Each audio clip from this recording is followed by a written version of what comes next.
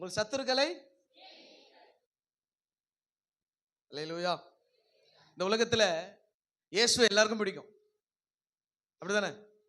இயேசுவை எல்லாருக்கும் பிடிக்கும். ஏன் அப்படின்னா அவர் எல்லாத்தையும் அன்பு காட்டினார். நம்மள யாருக்கும் பிடிக்க மாட்டேது. ஏன் அப்படின்னு சொல்லுங்க? சுயநலமான அன்பு.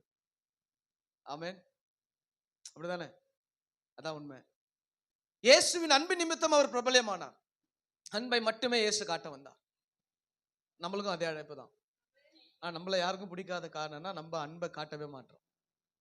ஆண்டவர் சொல்கிறார், உங்கள் சத்துருக்களை நீங்கள் என்ன பண்ணுங்க? சிநேகியுங்கள். ஆமென். இயேசு மேல உண்மையா அன்பு வைக்கணும்னு சொல்லும்போது எல்லாருமே அக்செப்ட் பண்ணிக்கிறோம். ஆமா, நான் உண்மையா இயேசு மேல அன்பா இருக்கிறேன்.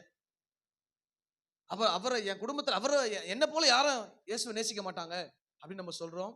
தட் இஸ் ரைட், ஓகே, மாற்ற கருத்து கிடையாது.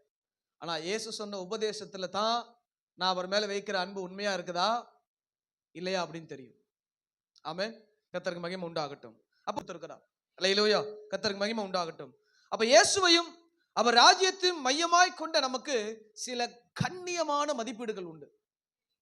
நீங்க கிறிஸ்டியன் உங்களை வெளிப்படுத்திக்க விரும்பினா நீங்கள் கண்ணியமான வழிகளை நீங்கள் நடக்க வேண்டும். ஆமென். அந்த கண்ணியம் உங்களிடத்தில் இல்லை என்றால் நீங்கள் கிறிஸ்தவத்தின்படி நடக்கிறவர்களா இருக்க முடியாது. நீங்க சொல்லிக்கலாம் ஐ எம் எ கிறிஸ்டியன் சொல்லலாம். ஆனா இயேசு போதித்த வழிகள் நடக்கிறவன் மட்டும்தான் கிறிஸ்தவர்கள். அல்லேலூயா. கர்த்தருக்கு மகிமை உண்டாகட்டும். அப்ப அந்த வசனம் சொல்லுது, உங்களை சிநேகிப்பவர்களே நீங்கள் சிநேகித்தால் பலன் என்ன?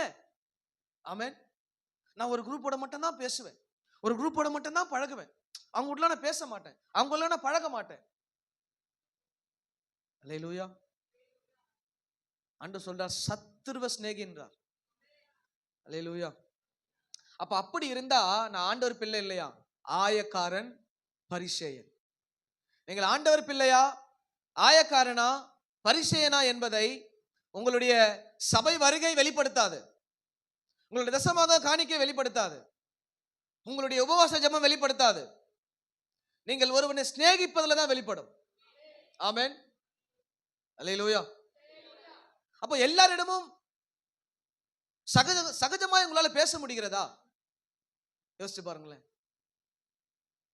வீட்டு பக்கத்துல இருக்கலாம், உங்க வேலை ஸ்தலத்துல இருக்கலாம், எல்லாரோட சத்துருக்கள் இடத்துல அவங்க பேசுறாங்களோ இல்லையோ உங்களால பேச முடியுதா?